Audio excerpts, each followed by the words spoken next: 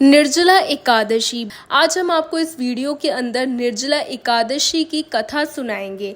भीमसेन व्यास जी से कहने लगे कि हे पितामह, भ्राता युधिष्ठिर, माता कुंती, द्रौपदी, अर्जुन, नकुल, सहदेव आदि सब एकादशी का व्रत करने को कहते हैं, परंतु महाराज मैं उनसे कहता हूँ कि भाई मैं विधिवत भगवान की पूजा आदि तो कर सकता हूँ, दान भी दे सकता हूँ, परंतु भोजन के बिना नहीं रह सकता। इस पर व्यास जी कहने लगे, हे भीमसेन, यदि तुम नरक को बुरा और स्वर्ग को अच्छा समझते हो तो प्रति मास की दोनों एकादशियों को अन्न खाना बंद कर दो। भीम कहने लगे, हे पितामह, मैं तो पहले ही कह चुका हूँ, भूख मैं सहन नहीं कर सकता। यदि वर्ष में कोई एक व्रत हो तो वह मैं कर सकता हूँ, क्योंकि मेरे पेट में वक्र नाम वाली अग्नि है, सो मैं भोजन के बिना नहीं रह सकता। भोजन करने से ही वह शांत रहती है, इसलिए पूरा उपवास तो क्या एक समय भी बिना भोजन के नहीं रह सकता। अतः आप मुझको कोई ऐसा व्रत बताइए जो वर्ष में केवल एक बार ही करना पड़े और मुझको स्वर्ग की प्राप्ति हो जाए। श्री व्यास जी कहने लगे, हे पुत्र, बड़े बड़े ऋषियों ने अनेक शस्त्र आदि बनाए जिसके बिना धन के थोड़े परिश्रम से स्वर्ग की प्राप्ति हो सकती है।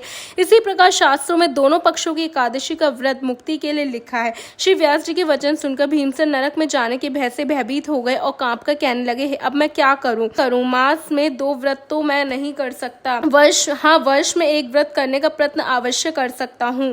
अतः वर्ष में एक दिन व्रत करने से यदि मेरी मुक्ति हो जाए तो ऐसा कोई व्रत बताए। यह सुनकर व्यास जी कहने लगे कि वृष और मिथुन की संक्रांति के बीच ज्येष्ठ के शुक्ल पक्ष की जो एकादशी आती है, उस एकादशी का नाम निर्जला है। तुम उस एकादशी का व्रत करो। इस एकादशी के व्रत में स्नान और आचमन के सिवा जल वर्जित है। आचमन में 6 मासे जल से अधिक नहीं होना चाहिए, अन्यथा वह मगपान के सदृश हो जाता है। इस दिन भोजन नहीं करना चाहिए, क्योंकि भोजन करने से व्रत नष्ट हो जाता है।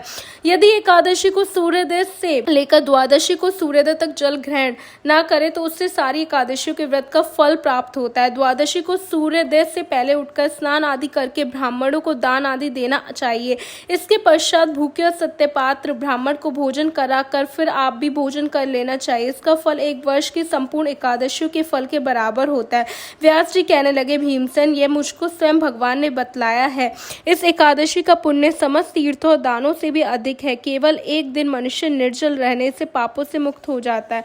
जो मनुष्य निर्जला एकादशी का व्रत रखते हैं उनको मृत्यु के समय यमदूत आकर नहीं घेरते, वरन भगवान के पार्षद उसको पुष्पक विमान में बिठाकर स्वर्ग ले जाते हैं।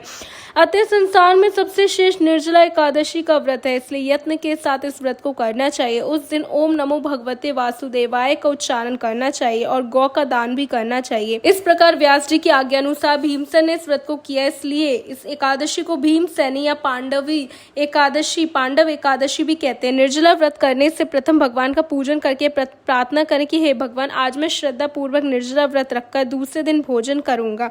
अतः आपकी कृपा से मेरे सब पाप नष्ट हो जाएं। इस दिन जल से भरा हुआ एक घड़ा वस्त्र से ढककर स्वर्ण सहित दान करना चाहिए।